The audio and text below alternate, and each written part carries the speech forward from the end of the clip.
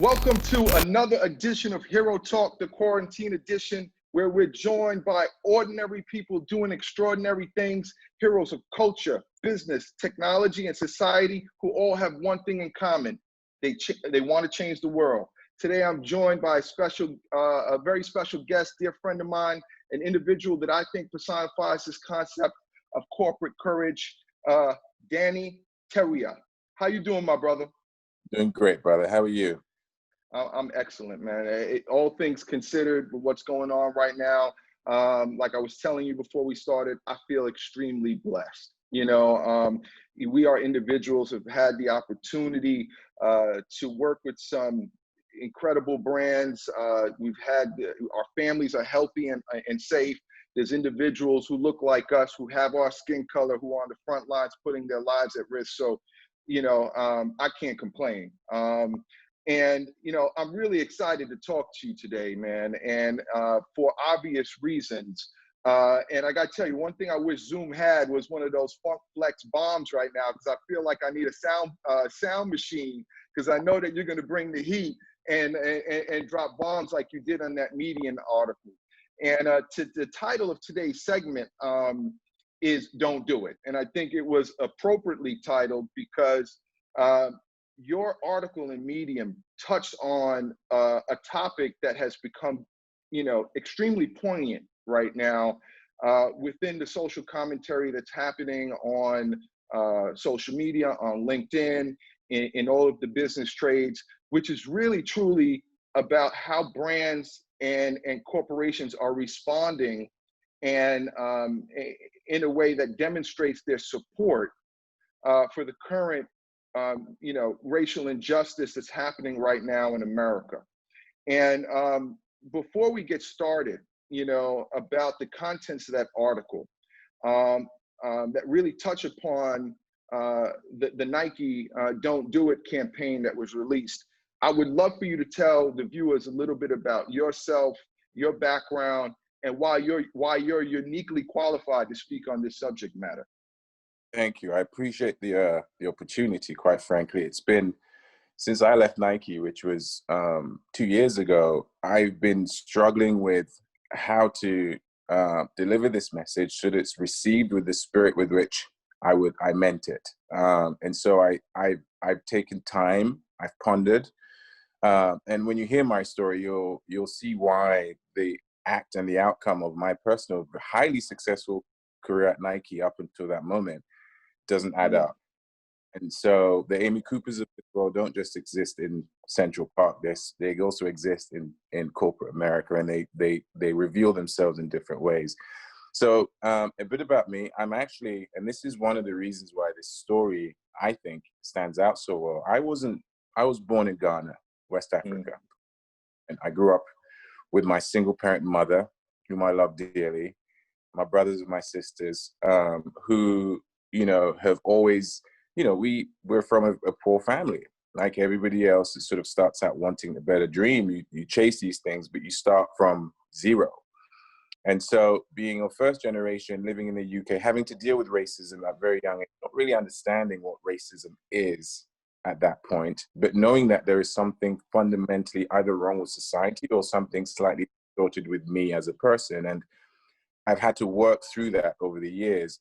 But to get there, it meant hustling through college. It meant, studying, like the usual stories, right? Studying with 3-4 jobs. Told I can't get into specific universities along the way. And every step of that journey, I've proven people wrong. And in proving them wrong, I proved to myself that I'm good enough. And so I had to learn through my own actions to almost prove to myself that I'm worthy. And so my journey is global. It's London, finally ended up in Amsterdam, having been headhunted by Nike in 2006 because of the design work that I was doing. I'm actually originally a designer by trade, studied at Central St. Martin's, one of the best art schools in the world. Absolutely. And all these sort of achievements led me to land an amazing role at Nike. It was like a dream come true for a guy like me. Loved Jordan, of course, like every other kid of my generation, of our generation. loved Nike, the brand, because it supposedly represented something that I stood for and believed in. And so getting the opportunity to work for Nike was a dream come true. And I took it with both hands and I ran with it. And when I say I ran with it because it was a once in a lifetime opportunity for someone like me. And that led me to amazing opportunities. Right? You know how it is when you're doing great, more work gets piled on. And so over a period of over a decade, I got the opportunity to lead World Cups. I played a significant role in the World Cup 10 in South Africa. As a result, I got promoted and got moved over to the US to run other categories within Nike. I built teams. I employed people. I promoted people. I inspired people. I was known for inspiration. High on life, I knew everybody from the CEO all the way down to the janitor. There was no reason for my career to end the way that it did. And so it was important that in this moment that my voice was heard, because at the time I wasn't given that opportunity. There was no due process. This is a situation, and your partnership with Nike is done, which is fine. That can happen. But when you're not given a reason as to why, and you know what the reason is, it's very challenging to find a moment in time where you can get the world to listen. And so what's happening in the world today that has a direct correlation with that. That's what's happening. These things are happening across corporate America. We choose to fight through it because we think by doing that, we're going to help those that come behind us. That's always been my goal is, wow, look how far I've come.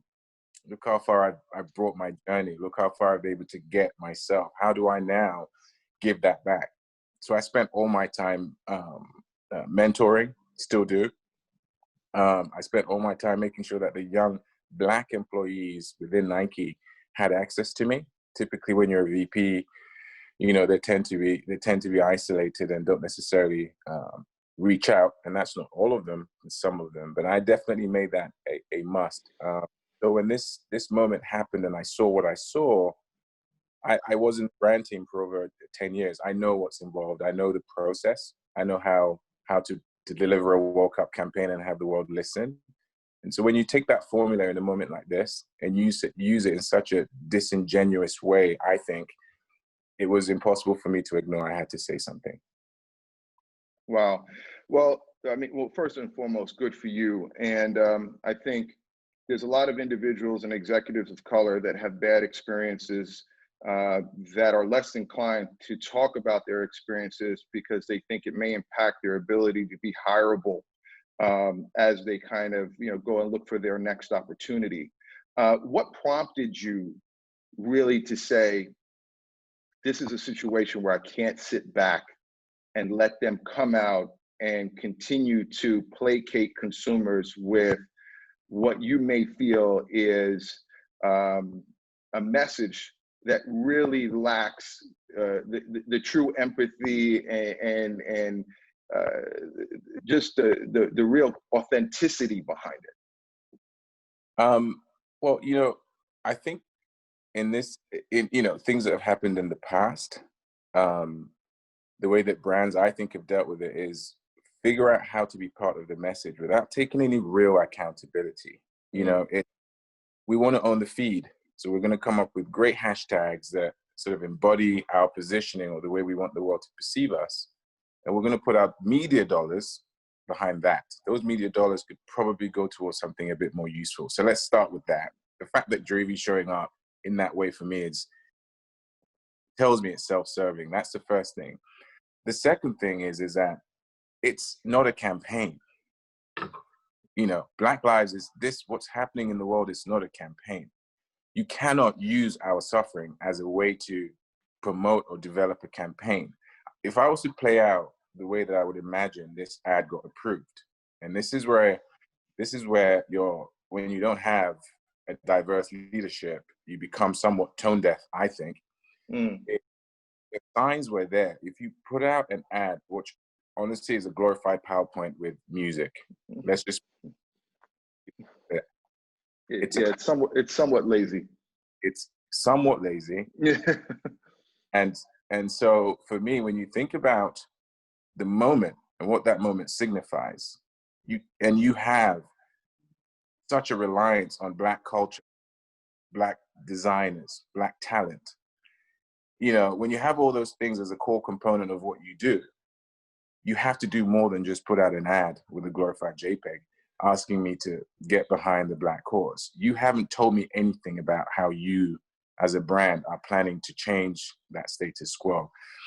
I think it's time for action. It's not time for words. The words were great 10 years ago because we were all still enamored with social media and the power of being able to talk and communicate with each other. We've gone beyond that. Technology is way more sophisticated.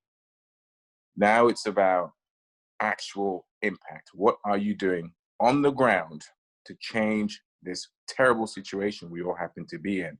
And I don't think much enough. I think it's systematic. I think there needs to be things put in place where there is a mandatory amount of Black individuals who are worthy of those positions being put in those positions.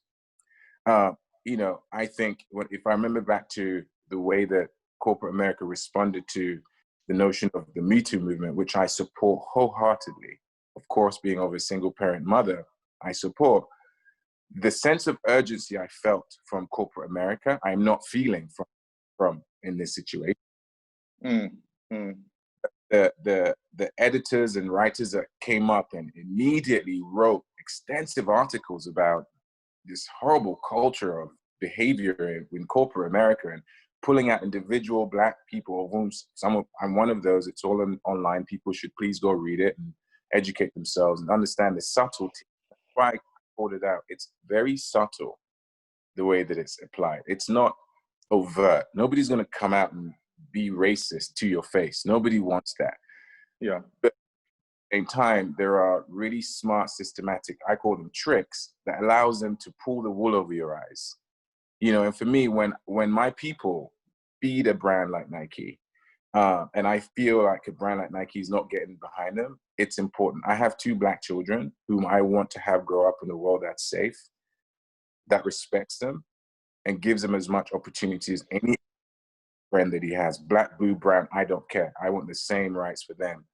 And so seeing that ad and realizing the double standard and the hypocrisy in the message, knowing how wealthy this brand is, knowing how much we as a people are suffering. Yeah. And how much we support that brand. And that brand wouldn't exist without our dollar. 100%. And so Mm-hmm.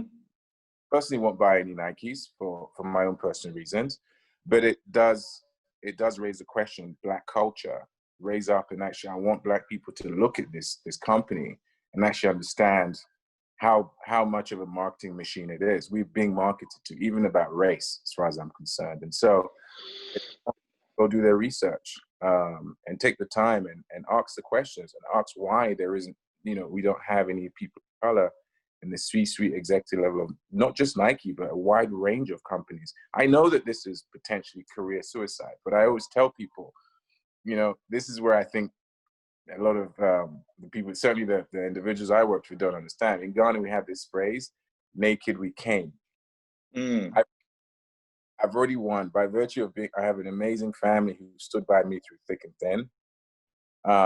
My kids are healthy. My wife loves me. My unit is still together, which for me feels like what they were trying to, it felt very, very harsh and very decisive at the time. And so being able to hold on to those things is the reason I speak up, because those are the things that matter. I'm no longer in the service of corporate America. If corporate America decides to reject me as of this moment, so be it. This is too important. There's an athlete that one of my favorite athletes, running backs of all time. I think somebody who's, you know, very underrated. You know, Ricky Williams. You know, played at Texas. I think was drafted by the Saints and then went on to play for the Dolphins. And there was a moment where he retired very early because he became, you know, to some degree unenamored with the politics of the NFL. And people would ask him, "Why are you walking away from all this money?" And he was like, "You know, I've been poor before. It ain't no thing." You know, so when you talk about that Ghanaian proverb, "It's naked we came," it harkens back to individuals who were born from nothing, who know nothing but this concept of having to overachieve in spite of, right? Right. There's just no way that we're afraid of your potential rejection or your need or our need for your acceptance. you know, and this is Sir.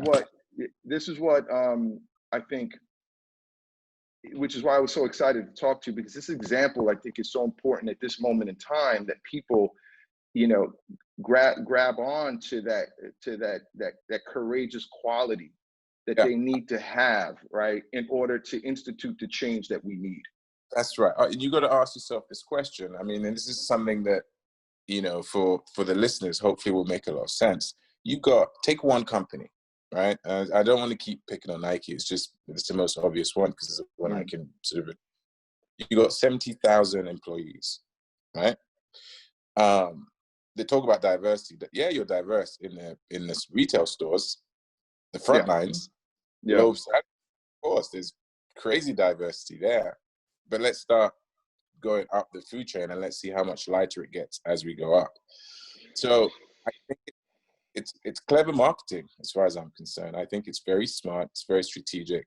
Losing your job it's traumatic. Certainly for me, what was interesting was I was a highly, highly successful Nike employee. I was I going up. know, man. I know. Everybody used to tell me I needed to talk to Danny. Danny was the dude. You know, I run an agency. I'm trying to pitch everybody at Nike that I can. They're like, you got to talk to Danny.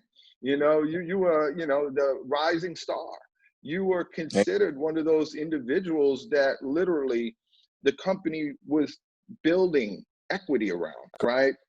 And which is why I was shocked to hear about this. And obviously, without going into too much detail, when in your tenure did you start to realize that the dream and this company that you talked about, which was like this, you know, opportunity of a lifetime, was really a facade, and that there wasn't really an intention to, you know, embrace, you know, the Black executive the way that you thought, because you were pouring so much of yourself into it, right?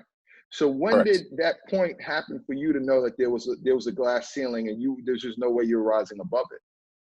Well, you know, so it's, you know, throughout your career, you have tiny moments of those experiences, but you work through it because you work through it, right? It's what we do. We're used to that over time. But there are key moments. One of them is Colin Kaepernick, and I won't go into too much detail, but the original ideas that were a lot more specific and a lot more direct. And what you ended up consuming was equality and stop racism and all lives matter, you know, that tone. And that's not the point. We know all lives matter. It was about Black Lives Matter specifically. But of course, by doing that, you are alienating some. And so that didn't happen. You ended up with an equality campaign, right? Great. That we'll take, not a complete L, but we'll take it and we move it. That for me was the first alarm bell that sort of struck me as, okay, so we like the idea of it. We're creating campaigns and sort of T-shirts around it. The other one that struck me was how much of the revenue that was being generated from these things was, I wasn't sure where that was going. It wasn't very clear. Was that going to the P&L, or was that going back to some individual charity or can actually benefit from? I'm not sure where all that happened, but essentially that was the first moment. And then for me, quite frankly, as I said, you know, I was also drinking the Kool-Aid. If I'm being really honest, I was as Nike as Nike. I was, to your point, I stuck out because I'm African. I became a vice president at 40. Now you imagine that, Black man from Africa with a weird accent, vice president, 40 years old. None of those things weave together. But there I was, because I had worked, pardon my French, my ass off to get there. You know, at the expense of my family at times, being on planes, having to go here to do these things, all in service of the brand that I loved and held dear. I had felt celebrated my story of working hard and of achieving the so-called American dream. And the way that my particular scenario ended was so abrupt and so harsh and so public and so humiliating that, and they took any opportunity for me to stand up and actually publicly defend myself and use race out of the equation. They didn't enable or empower any of that. Yet, when you look at the amount of people that were let go at that moment, a significant portion of that were all Black leaders. Nobody mentions those things in the public. And this is where I think that's where the dialogue needs to be had. It's easy to put words on screen and say we support Black Lives Matter. Anybody can do that.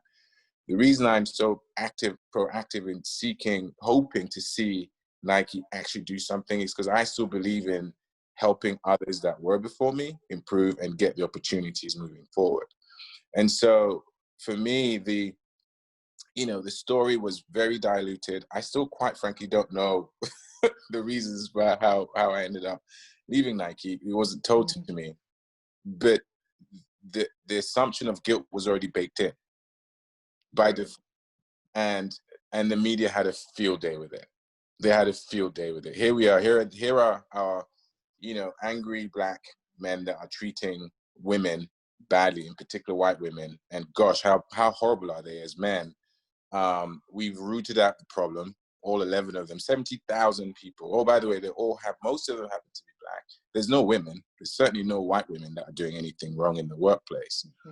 And there I was, done, right?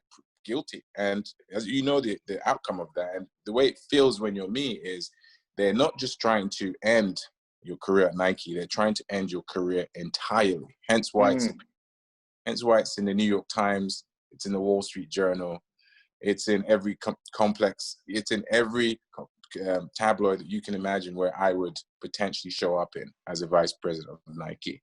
So that was very clear. I was also going through some personal things that Nike was very aware of, like highly personal things that require their input, and they weren't interested. At that point, you're on your own. Go figure it out yourself, which I did.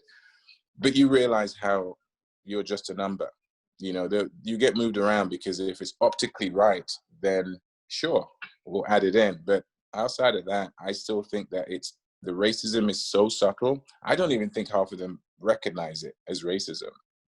I think it's just been built into corporate America for so long that it's just part of, it's as American as apple pie now. So we go into these situations psychologically knowing that we have to 3x or 4x more to get, 2 or 3 steps ahead. And that shouldn't be the case. It should be equal for all. And so it is important to speak up. I think this is happening a lot I can't tell people how they should respond in these situations. I wish and hope more people will speak up, because if we all spoke up as a collective fist, I think we will see some change that will benefit those that are currently in corporate America still employed by. And so that's my hope. And that was the spirit with which I told the story. A lot of people have asked me, why haven't you put names out? It's like, I'm not in the business of ruining families the same way that they try to do me. I'm about using it to actually help change the narrative and bring about some positive change for people that look like you and I. Well, that's a great segue to, this kind of next part of the discussion I want to dive into, which is this concept of changing the narrative. And you talked a little bit about you drinking the Kool-Aid at Nike. And it seems to be this mysticism around the brand where they constantly get a pass, or people don't want to dig a little deeper into what's really happening below the waterline, because to some degree, they don't want to be disappointed because they've bought into the hype. They have the sneaker collection. The last thing they want to believe is one of their hero brands are guilty of perpetuating racism. But in this era of transparency, the access of information that everyone has, your ability to be put on blast like so many are right now on social media, this company is filled with highly intelligent, to use your word, calculated people, right? Do they just not believe that they're going to get called on their bullshit? Do they just not believe? Do they think they're invulnerable to criticism and people seeing through some of these weak attempts to demonstrate their solidarity with the Black community? Great question. I don't know the answer to that. I would say, from my observation, just from what I'm seeing, there's an air of arrogance around some of the things that they do that makes me feel like they are not connected to the consumer they serve. I think we, quite frankly, have a part to play. We allow that, right? If they put out messages of of support, and it's disingenuous, or we don't ask the right questions. We just by default give Nike a whole pass. By default, anyone sees us switching something, they're like, oh, it's fantastic. They're standing for something. Look how, wow, brave. It's not brave. I was part of its creation, so I can speak to it. And that formula is great when it's a sports moment. It's great for a World Cup. It's great for an NBA playoff. Great for All-Star. It's great for, any sports, Olympics, anything that you can think of where it's celebratory, because that's about inclusion. This is about police brutality. It's not great for a subject like this. It is not appropriate. And if you're putting it out there, the intent ultimately has to be about helping change the narrative. It cannot be self-serving. And all too times with brands, when you see what they're doing, it's self-serving. It's about how cool I am. I'm standing for justice. Are you kidding me? You have Adidas and Nike high-fiving while people are being slain in the streets. I find that it's hard to ignore. I'm sorry. I can't live with myself. Yeah, it's really tough to swallow. Anyone who's enlightened that could read between the lines, can see that this has been a timely attempt to garner positive sentiment and get earned media impressions. And, I recently posted on my social feed this concept of brands jumping on the bandwagon of justice. And I understand that there's going to be some brands that have been inactive in this space or have ignored this consumer, that have epiphanies right now and, revelations that they need to get involved. And if it's authentic, so be it. I love it. If you don't have a track record of supporting this community, but now you've been enlightened and you're motivated to really invest in creating real equity and empowering this consumer to be able to, in an attempt to have a real impact on their lives, then great, I'm all with you. But for a company that's had such a long-standing relationship, whose business is predicated upon this market support, who's built their brand on the back of the Black athlete, and on the back of the Black cool kid, right? To not have more consistent, what I call proactive messaging that demonstrates your consistent commitment to abolishing racial inequality and creating a type of socioeconomic change that makes people's lives better within the community you so desperately depend upon. That is really where it becomes very difficult for me and hard for me to just stand on the sideline and not raise my hand. And brother, you paid the ultimate sacrifice with respect to, losing a job that provides for your family. I have an agency. I'm sure they're not going to be calling me and giving me any RFPs after this, but our own agency. We'll go build our own. There you go. I'm with you on that, my brother. Let's go. But, that's really where I think, kind of getting to my question, it just befuddles me, just going back to this idea of a company filled with such smart people. Are they just inherently apathetic, or do they just feel that they're beyond reproach?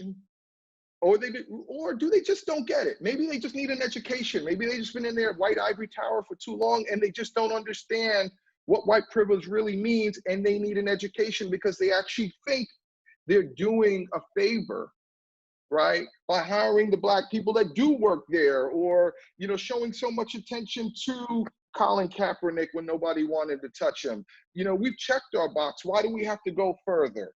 Right? Maybe they don't understand the importance or the role. We're just a business. That's the role of government. What governs their methodology or the way they think? Honestly, I don't think that's even just corporate America. I just think overall there is a desensitization of the Black narrative that's taken place because, things have repeated themselves and nothing's really changed. So we normalize what is unacceptable now, quite frankly, up until this point. We haven't held brands accountable. We've assumed they're on our side by default. And so I think, I don't know if the people that are running these companies are racist. I couldn't tell you. What I can tell you is it feels like there is this box ticking exercise going on. It like there is also, hey, there's a little bit of it doesn't affect me. So, and we're all guilty of that, right? To some extent. I don't want to be a hypocrite and say that, you know, there are people in other parts of the world suffering similar fate that I don't blink an eyelid to. I'm just as responsible for that. So this isn't just about pointing, but in this instance, it's complacency comes from comfort, right? Yeah. Yeah. They're secure in their roles. Nobody's coming to kick them off of those roles, right? Kick them out of those roles. And there isn't anyone internally speaking up enough for it to make a change. And so these things to compound, it gets to a place where, yeah, you can put out a PowerPoint presentation and assume people are going to say the same thing they always did. Look how amazing we are, because that's what's happened consistently up until this point, even when they are indirectly using you know, things like the women's movement as a guise to what feels like getting rid of Black senior employees. I mean, it's to see the picture. It's so vivid when you see it. And so I don't know if I would like to think it's not deliberate. I'd like to think a certain amount of, you know, just lack of understanding. My hope is that this time around, however, that we as consumers continue to hold brands accountable, because I actually believe that change, just like any other change, will come from the people. Brands worth, they're only as worth as, you know, the value of the brand is only valuable if consumers buy into that. So if consumers demand that you bring in a more diverse leadership team, I have a feeling brands would pay attention. You know, it's the equivalent of Beyonce, you know, doing a clothing line in an environment that doesn't have anyone with people of her color, and calling it out and having that be rectified. It's everybody. And it's my piece, my small piece to this movement is the sacrifice of my corporate career, right? That's what I'm willing to give up. I'm willing to give up all that money. I'm willing to give up all the things that come, all the trappings that come with corporate America. Because quite frankly, if this is what corporate America is, I don't want to be part of it anyway. So look, man, I tell people attachment is the root of all suffering, and self-awareness is the greatest gift you can give yourself, my brother. So you have to look yourself in the mirror every day. And if you're happy and you're content and, satisfied with the decision you made, you know, that's better than living in a false sense of reality just because that you can, you know, continue to benefit from, you know, the luxuries and all the trappings that come from being in an environment where they just allow you to be, you know, what they want you to be versus you being able to realize your full potential. So I applaud you for that. Shifting now to what brands can do, right? And I think, you know, there's been a lot of criticism in regards to what brands are doing. And, you know, I continue to talk to my clients about this concept of quickly moving from empathy to empowerment, right? And a lot of brands are displaying their empathy, their concern, their anger, their messages of support. But we now have to move to action and empowerment, right? What are some principles that you would give brands, some guiding principles that you would give brands to say, how can you shift from empathy to empowerment? What are the things you need to institute to get to a point where you can really actionize your brand that demonstrates the type of support that you want to see and that you've been speaking about, and you're disappointed that you didn't see, you know, backed up by Nike's PowerPoint presentation? I think some of the things that should happen have already happened in the form of the women's movement. If you were to take a direct correlation to the seriousness of this moment, that was just as serious for the women's movement as this is for racial equality. And in those moments, there was an affirmative action. The way that brands reacted to the frustration was instant. It was immediate. So I think, to your point, I would say principle number one is the sense of urgency needs to be felt from consumers as it relates to racial equality. So when a brand is trying to action something, don't wait to be timely to try and, you know, wring out as much media eyeballs out of the good that you're doing, you know, as possible. Rather do it because it's the right thing do. The first thing I would urge every brand to do is put a hotline in place, just like they did, an anonymous hotline that allows people of color who are receiving some type of racial experience that they don't have a voice to air out, to be able to call that number and air out their grievances to the company that they work for. Because that same forum was afforded to, you know, in the women's movement. That was one of the things they did. And it was very effective. It allowed people to share their stories. It allowed the company to get a real sense of how bad the problem was in the workplace. So I would love to see something like that just as a right off the bat. That's something that we should do immediately. I think that there is also, again, from my own experience, I'm very unique in that I was aggressive with my career. I pushed, I worked because I knew that this was my one opportunity to, you know, break the cycle, do something amazing on behalf of my family. I think that still remains true. I do think, though, that there needs to be a deliberate attempt to make sure that every level of corporate America, all the way up to corporate America, the C-suite level, that there is a deliberate commitment to have a certain quota of Black employees working in that environment, knowing that there is a path for growth, because that doesn't come through right now. I had to navigate my way through a lot of awkward, racially tense, sort of tense moments, get ahead. Nobody talks about the amazing, exceptional work I did, right? There's a lot of things that get left out of the narrative. And the other thing I would say, actually, that just came to me is if somebody does leave an environment where it's toxic, when you leave, speak up. If more of us spoke up, then the stigma and the fear of losing your job or being stigmatized or being victimized goes away. There's a sense of freedom of knowing that you're no longer bound by corporate America. Like I said, if it's right for you, then you'll find your right place. But I would start with first, immediately, some type of anonymous hotline to allow people to talk openly and freely and safely, not worrying about losing their jobs.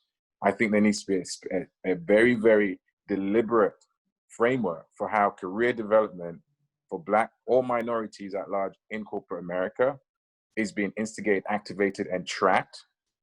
And then there needs to be public accountability. So just a campaign, right? We spent 50 million on the World Cup campaign without blinking an eyelid. Okay, well, this is Black Lives Matter, and it's bigger than a World Cup campaign.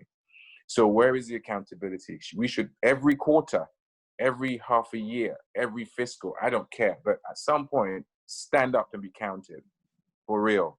Stand up and tell the world, we have now employed X. Show us the progress. I don't care if it's one person, I don't care if it's 100 people, but show us the actual tangible progress of your efforts, because anything else that you tell us is lip service.